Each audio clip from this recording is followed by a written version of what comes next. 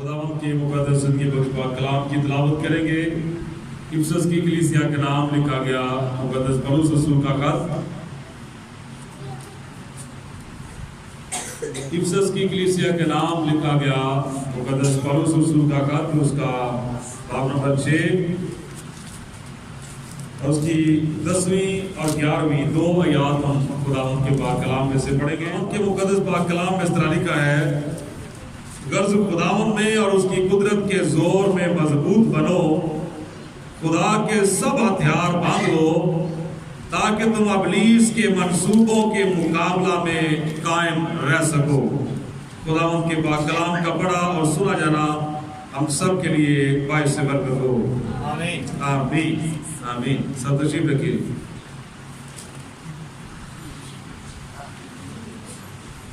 Hallelujah. خدا یسوع مسیح کے پرفضل اور جلالی نام میں آپ سب کی سلامتی ہو۔ آج اس شام کے لیے خداوند کی شکر گزاری کرتے ہیں جو خداوند نے ممکن کیا کہ ہم اس کی حضوری میں جھکیں اور اس کی زندگی بخش پاک کلام کی صداقت کو سنیں، سیکھیں اور سمجھ سکیں۔ آج ہم بڑی خاص اور اہم بات پر تھوڑی دیر کے لیے غور و خوض کریں گے۔ مقدس پولس رسول خداوند کا بندہ جو روحانی طور پر ایک میچور خدا کا خادم ہے، وہ اپنے روحانی تجربات کو مد نظر رکھتے ہوئے یہاں فرماتا ہے، غرض خداوند میں اور اس کی قدرت کے زور میں مضبوط بنو، خدا کے سب ہتھیار باندھ لو تاکہ تم ابلیس کے منصوبوں کے مقابلہ میں قائم رہ سکو۔ آج ہم ابلیس کے منصوبوں کے بارے میں بات کرنے والے ہیں کہ ابلیس کا جتنے بھی منصوبے بنائے، جتنی بھی وہ پلاننگ کرے، لیکن اس کے تمام منصوبوں کے پیچھے، اس کی ساری پلاننگ کے پیچھے صرف اور صرف ایک ہی مقصد ہے جو کار فرما ہوتا ہے۔ صرف ایک مقصد ہے، اور وہ مقصد کیا ہے؟ وہ ہے بنی نوع انسان کی روح کو برباد کرنا، بنی نوع انسان کی روح کو برباد کرنا۔ اور دوسری بات یہ ہے کہ وہ ایسا کیوں کرتا ہے؟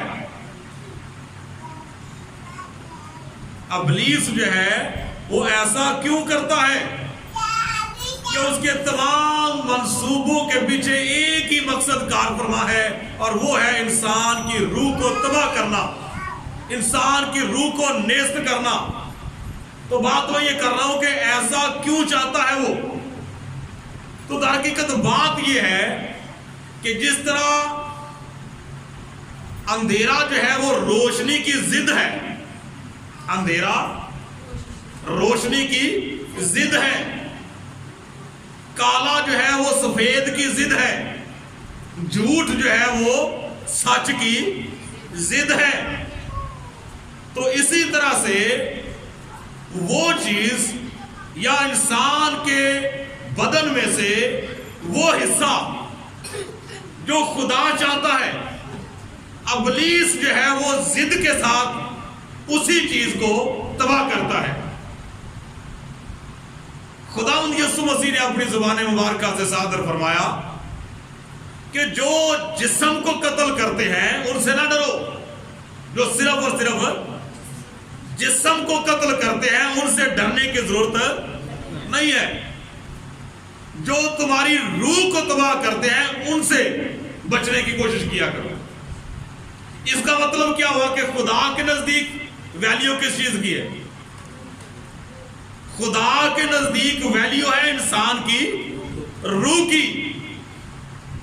اور ایک جگہ پر خدا کا بندہ مقدس پولس رسول بیان کرتے ہیں کہ میں چاہتا ہوں کہ انسان کی روح جو ہے وہ خداوند کے دن نجات پائے۔ تو اس کا مطلب یہ ہوا کہ خدا انسان کی روح کو بچانا چاہتا ہے، اب خدا نے اگر اپنے خادموں کو بھیجا، اگر اپنے خادموں کو مقرر کیا ہے، تو اس کے پیچھے بھی صرف یہی مقصد ہے کہ خدا کے خادم ہونے کی حیثیت سے، خدا کے پاک کلام کے ذریعہ سے لوگوں کی روحوں کو بچایا جائے۔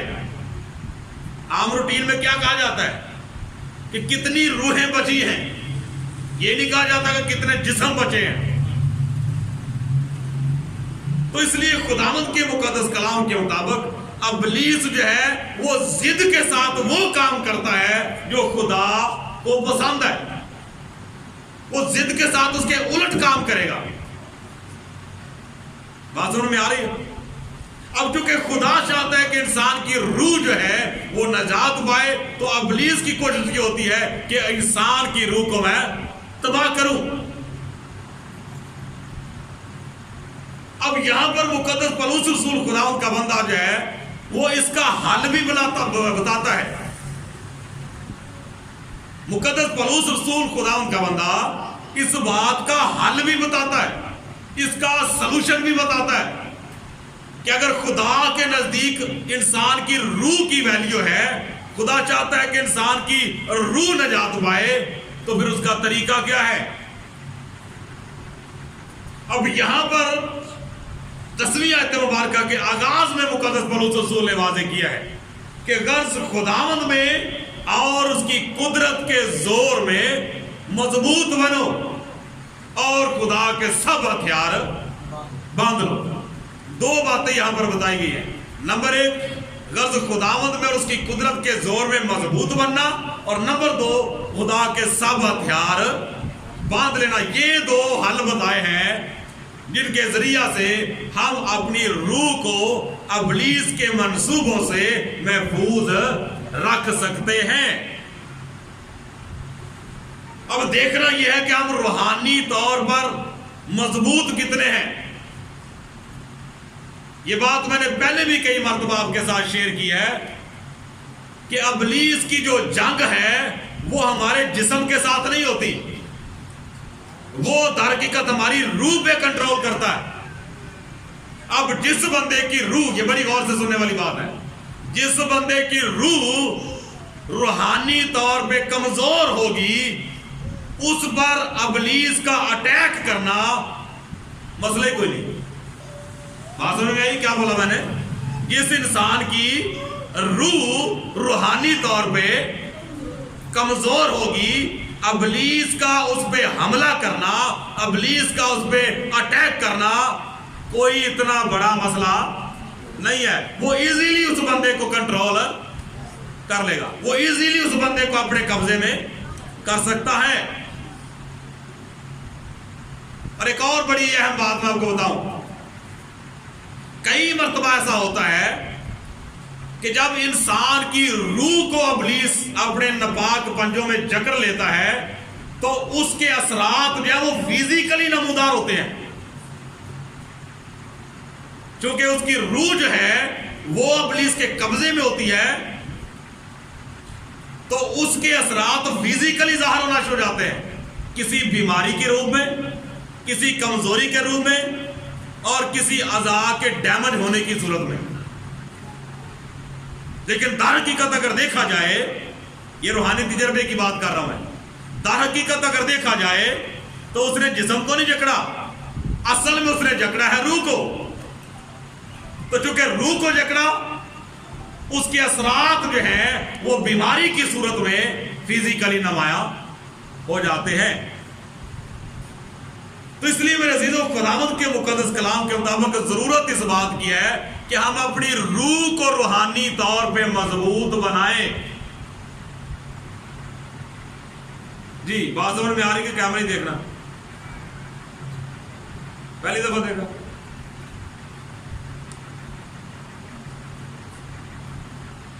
کیا بات کی ہے میں نے ابھی؟ کیمرے میں میرا خیال میں ہی نظر نہیں آ رہا، تو لائیو دیکھنا زیادہ اچھا ہوتا ہے کہ کیمرے میں؟ میں لائیو تو آپ کے سامنے کھڑا ہوں، کلیئر ہے؟ تو بات میں یہ کر رہا تھا کہ اب ہمارے لیے یہ سوچنا ضروری ہو چکا ہے کہ کہ ہم اپنے جسم کو ویلیو دیتے ہیں یا اپنی روح کو ویلیو دیتے ہیں؟ اپنے جسم کو مضبوط بناتے ہیں یا اپنی روح کو مضبوط بناتے ہیں؟ جس کی ایک چھوٹی سی میں ایگزامپل دیتا ہوں. دیکھیں کوئی بندہ لے لے, وہ بڑا تیار شیار ہوتا ہے, ویل ڈریس ہو جاتا ہے, بڑے اچھے طریقے سے خود کو مینٹین کرتا ہے, لیکن اچانک رات کو وہ ڈر جاتا. اب اس نے کچھ 6 گھنٹے لگائے اپنی تیاری پہ. تیاری پہ کتنے گھنٹے لگے؟ کچھ 6 گھنٹے اس نے اپنی تیاری پہ لگایا, ڈر پھر گیا. کوئی اتنا بندہ تیار شیار ہوا تو ڈرنا تو نہیں چاہیے, کیوں بھائی برے؟ کوئی 6 گھنٹے لگایا تیاری پہ تو میرا خیال ہے ڈرنا تو نہیں چاہیے, لیکن ڈر گیا ہو تو کیوں ڈر گیا؟ کیوں ڈر گیا؟ کیونکہ اس نے اپنی باڈی کو مینٹین کیا, اس نے اپنے جسم کو مینٹین کیا, اپنی باڈی کو مینٹین کیا, اپنی روح کو مینٹین نہیں کیا. روح جو ہے وہ بھٹکتی پھرتی ہے, کبھی کہیں ایک جگہ پہ تو اس کا ٹھکانہ نہیں ہے. تو اس کا مطلب ہے کہ اس کی روح جو ہے وہ بالکل کمزور ہے. پھر میں اکثر ایک اور ایگزامپل دیا کرتا ہوں کہ اب یہ ڈر, خوف اور دہشت یا بخار کی بات کریں نا, تو اس کے لیے ضروری نہیں کہ بندہ کو بڑا طاقتور ہے, اس کی جسامت بہت ہے تو اسے ڈر نہیں لگے گا. ایسا ہوتا ہے بندے کا قد 6-7 فٹ ہو, جسامت بھی اس کی ٹھیک ٹھاک ہو, تو قاضی صاحب سے آگے پتا کیا کہتا ہے؟ ڈاکٹر صاحب آج سب پتہ نہیں چلا, رات کو کسی انگوٹھا ہی چک کے مارا تھا. یہ ایسی کئی باتیں جو میں سن چکا لوگوں کہ رات کو سوئے ہوئے تھے پتہ ہی لگا, تو ایسے کسی نے انگوٹھا پاؤں کا پکڑا اور ایسے کیا اور دلام سے چھوڑ دیا, اور اسی وقت میں ایسے کر کے اٹھ گیا. تو بھئی اپنے قد کی طرف تو دیکھ لے. یہ بات کو کرنے والی اگر قد کی طرف دیکھا جائے تو بات بنتی نہیں ہے. تو ویسے صبح اٹھ کے کہتا میں کسی نے کی سمجھنا, رات تو ایک انگوٹھا چکیا ہے تو وہ نال ہی کام ختم. اس کا مطلب کیا ہوا؟ اس کا مطلب یہ ہوا کہ روح کمزور ہے, روح میں کوئی سانس آتی کوئی نہیں روحانی طور پہ.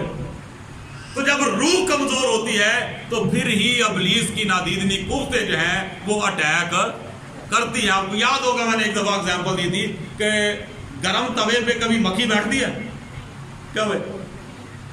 گرم توے پہ کبھی بھی مکھیاں نہیں بیٹھتی. جب توا ہو جائے ٹھنڈا تو پھر انہیں آپ روکیں, جتنا مرضی روکیں گے وہ, پھر آپ جو مرضی کر لیں پھر وہ رکنے والی نہیں ہے, انہوں نے بیٹھنا ہی بیٹھنا ہے.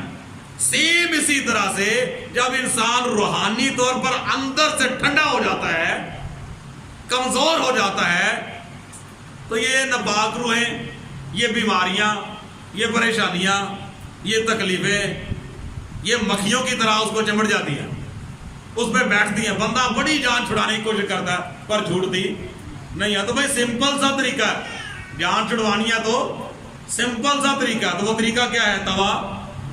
توا گرم کریں, توا گرم کر لینا, تو پھر میرا خیال ہے کہ مکھیوں کو اڑانے کی ضرورت بھی نہیں پڑے گی, پھر کہنا نہیں پڑے گا, پھر ان کو ہٹانا نہیں پڑے گا.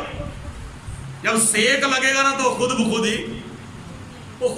ہی اڑ جائیں گے. تو اس سیک کا اثر ہوتا ہے, سیک کا اثر ہوتا ہے.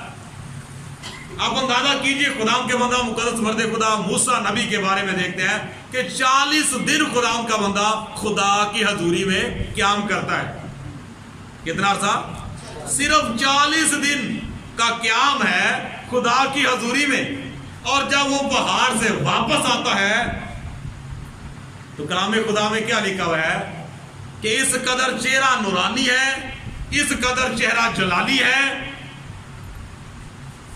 کہ نظر ٹھہر نہیں رہی.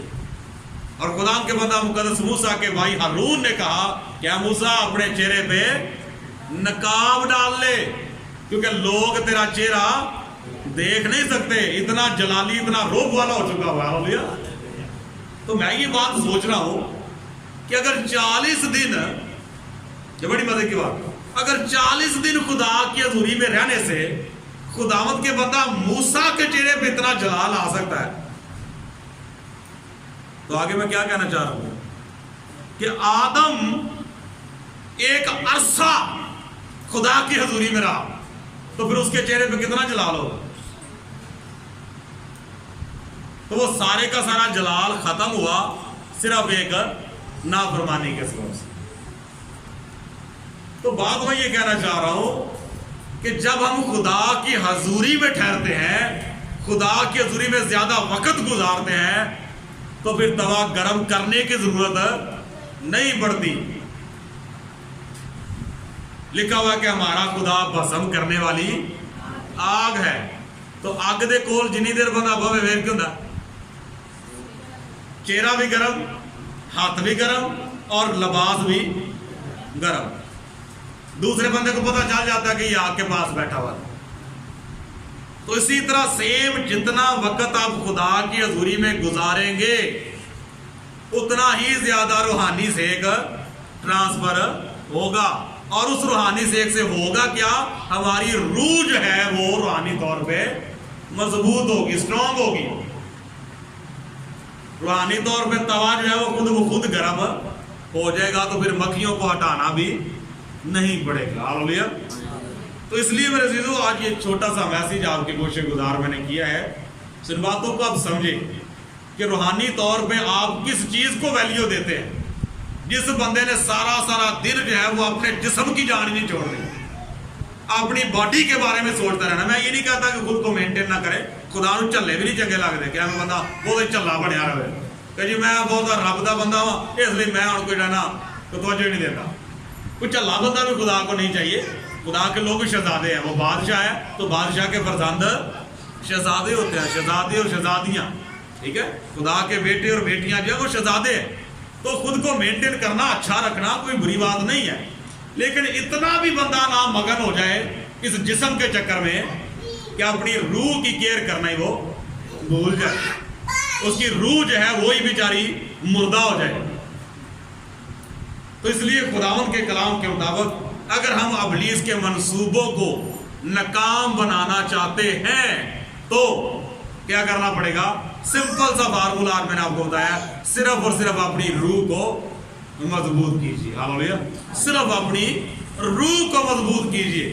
روح مضبوط ہوگی تو ابلیس کا کوئی بھی داؤ، کوئی بھی وار، کوئی بھی چال چل نہیں سکے گی۔ خدا کا بندہ پولس رسول ایک جگہ پر بیان فرماتے ہیں کہ ہم اس کے ہیلوں سے ناواقف نہیں ہیں تاکہ ابلیس کا کوئی داؤ ہمارے اوپر نہ چلے۔ تو وہ داؤ لگانے کے چکر میں رہتا ہے، جس طرح کہتا ہے نا فلاں بندہ تو جو ہے وہ ہر وقت داؤ بھی رہتا ہے، تو اسی طرح ابلیس جو ہے وہ بھی ہمیشہ داؤ بھی رہتا ہے کہ کب داؤ لگے اور میں اپنا کام کروں۔ تو اس لیے چاہیے کہ ہم روحانی طور پہ خود کو مضبوط بنائیں تاکہ ابلیس کا کوئی بھی داؤ پیچ ہم پہ نہ چل سکے۔ ہاللیلویہ۔ اسی لیے خدا کے بندہ نے یہاں پر بیان فرمایا ہے کہ غرض خداوند میں اور اس کی قدرت کے زور میں مضبوط بنو اور خدا کے سب ہتھیار باندھ لو تاکہ تم ابلیس کے منصوبوں کے مقابلہ میں قائم رہ سکو۔ ہاللیلویہ۔ سو خدا ہم سب کو آج کے اس پاک کلام کے وسیلہ سے